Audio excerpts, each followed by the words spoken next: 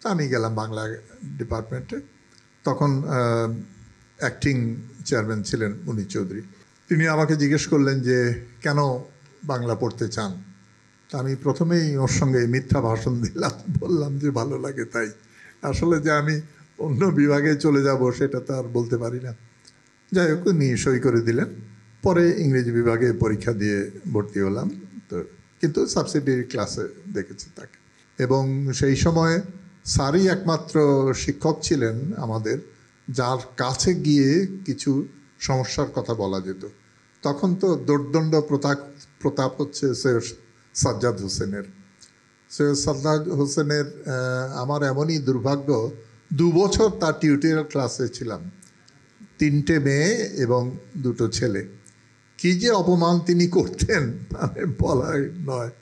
এবং আরেকটা ছিল যে তখন ওই অ্যাটেন্ডেন্স না থাকলে পরীক্ষা দিতেন না তিনি। তো আমরা স্যারের কাছে গিয়ে বলতাম, স্যার একটু পার্সেন্টেজ দিয়ে দেন। তো স্যার সব দিয়ে বললো, আর তো জায়গা নাই দেয়ার। সেইভাবে।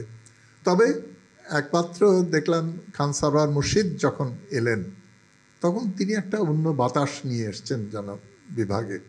আমার মনে আছে তিনি এমন বন্ধুর মতো আচরণ করতেন। অনেক দিন তার গাড়িতে করে আমাকে হলে নামিয়ে দিয়েছেন।